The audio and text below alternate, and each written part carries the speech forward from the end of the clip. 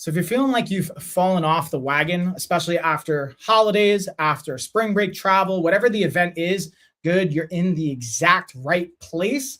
And I'm gonna be going over not what you need to know, but what you're ultimately going to do to reset things. So this isn't about necessarily starting over. It's about your comeback. How do you transition? How are you going to reset some things and even have a pattern disruption? And ultimately, I'm going to give you a simple 3 focal point plan on what you're going to do that you can start tonight and see an immediate impact on your routine, transitioning into a habit, and how you'll feel related to that. Again, it's going to be basically 3 steps. And if you have questions, feel free to let me know in the comments, in the chat, whether you're watching live or you're watching the replay of this. I will break it down. I'll even go into some like specific details and some cases you guys want to shoot it in there. But first and foremost, I want to offer up a little bit of a kind of reframe here. And it's why people tend to fall off in general. And what I mean by that is our perspective is obviously going to shape our experience. Hey, what's going on? I see you. So number 1, being able to recognize that you're not falling off because you're weak or because you're wrong. You're falling off because you don't have a system in play and you don't have a plan. Specifically, a plan or a system for when the pattern gets disrupted. So first and foremost, let me know if that is something you can relate. And I'm going to circle back to our questions, especially if you have questions on like products, what we have. I'm going to have little breakpoints in between as I'm going through this, and I'll bring up, like, I see we have a request talking about the gummies. I'll go over that. And specifically for the gummies, let me know if you want to see the magnesium ones. You're talking about the melatonin. If we're talking about the sea moss gummies, which ones? We got a lot of really good stuff there. And again, these are tools that I'm talking about, but we'll also specifically talk about the plan now. So again, it's a system at the end of the day, and it's not about knowing like the knowledge of it. It's just taking action and how to reduce the friction. Okay. So the first thing that happens, I'm going to lay out a situation. Okay. Especially around whatever time of year you're watching this, but right now while I'm kind of speaking to it, is it's a break from school. It's a holiday time of year. So you may have a normal routine that got disrupted. We have that pattern disruption. So you have your pattern disruption and you're like, oh, well, I need to go immediately back. Let's say you're working out 3 to 5 times per week and you went a window and you missed one of your workouts, or even missed the whole week of your workouts, and you had a pattern disruption. Instead of going immediately back to 3 to 5 workouts, you want to basically cut that in half and shoot for 1 to 2 workouts for your first week back, and being able to lower the friction. You don't want to go immediately to where you left off. That's where the system is key and the plan becomes key, is how do you adapt when the pattern disruption happens?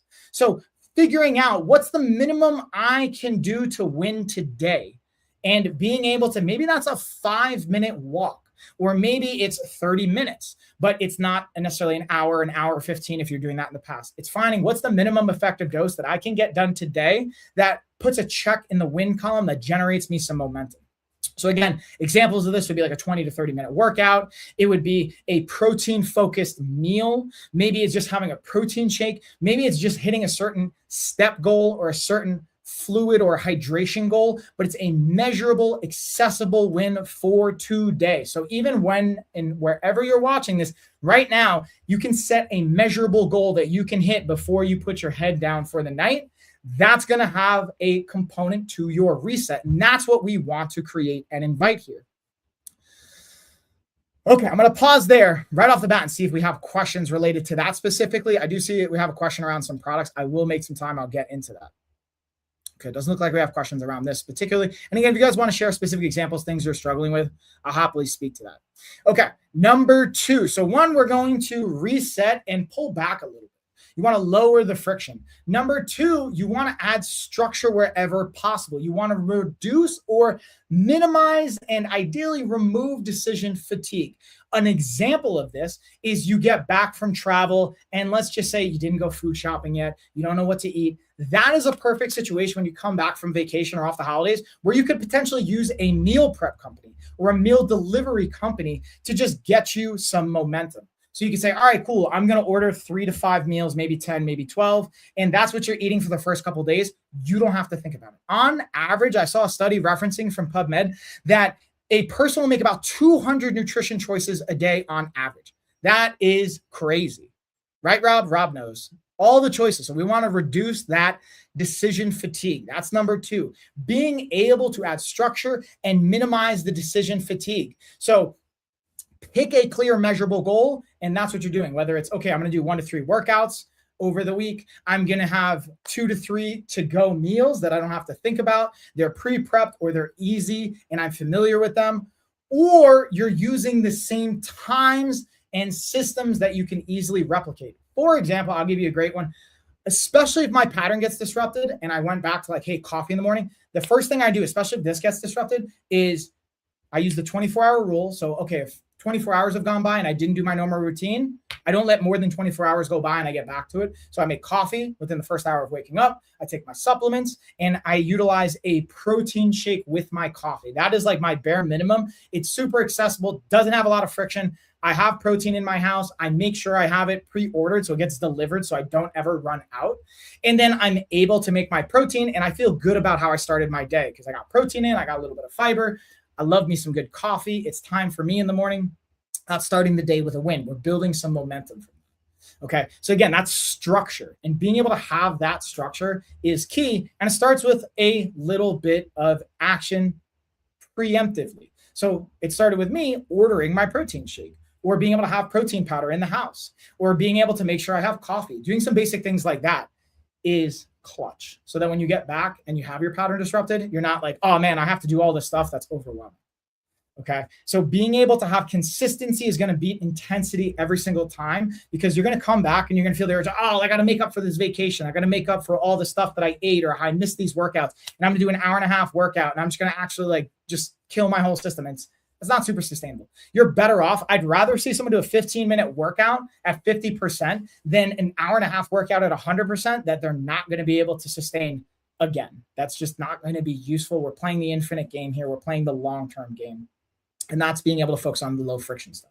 Okay, the third piece to this 3-step formula is add accountability. Whether it's with your homie Rob, I see you in the comments, Rob. Whether it's with your coach, one of us as here at LOF, whether it's a friend of yours, whether it's on social media, it's a family member, have an aspect of accountability. This is a multiplier. This is going to exponentially increase your success. I'm going to reference the same study from London University. They found people that had scheduled accountability check-ins increased their success 60 to 95%.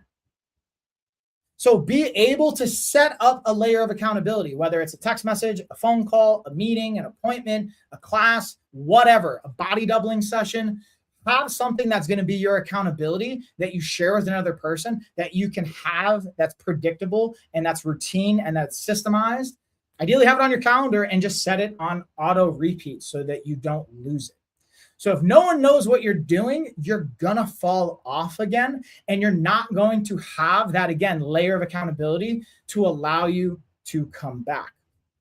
And it's really that simple. Those are the 3 steps. I'm not going to like overdo it here. I just want to like simply give you guys something actionable to highlight it one more time. 1, you are going to reset and you're going to reestablish your baseline, which is if you've been doing 3 to 5 workouts a week, you're going to go back to 1 to 2.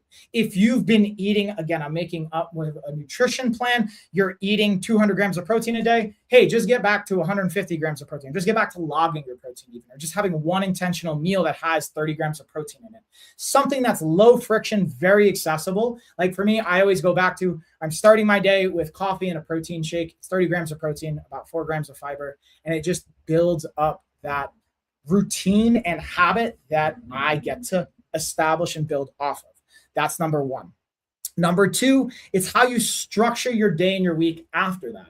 Having some baseline structure. You don't have to have every minute accounted for, but basically have the clear measurables that you are going to be able to show up for.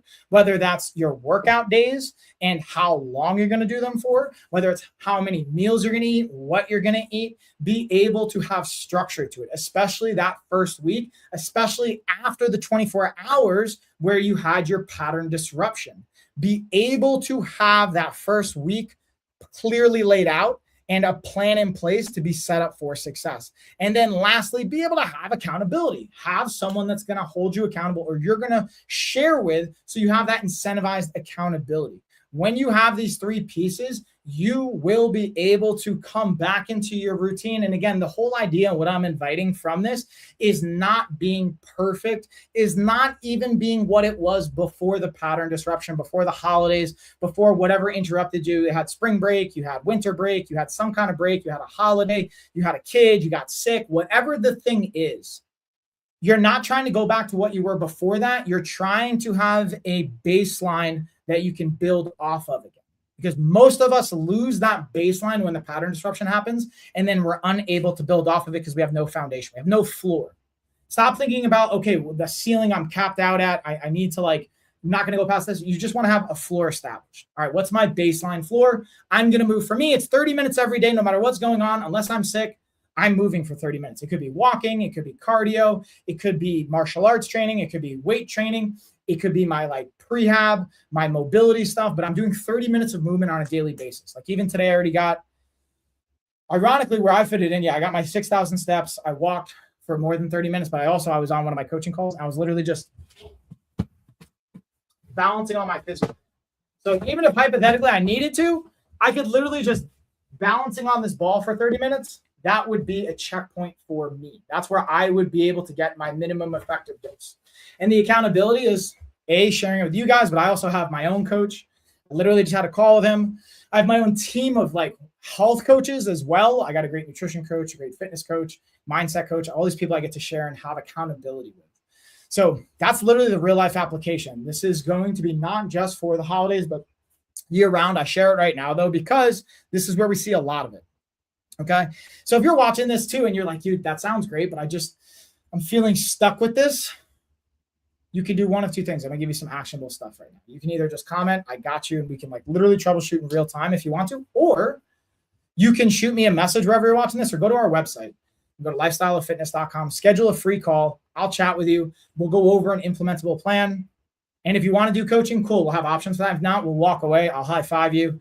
And you'll be able to have a clear plan of attack that doesn't cost you anything. And you'll actually have some resources. The cool thing is, people, when you show up to a call, I hook you up with a free program because I want you to be able to have success.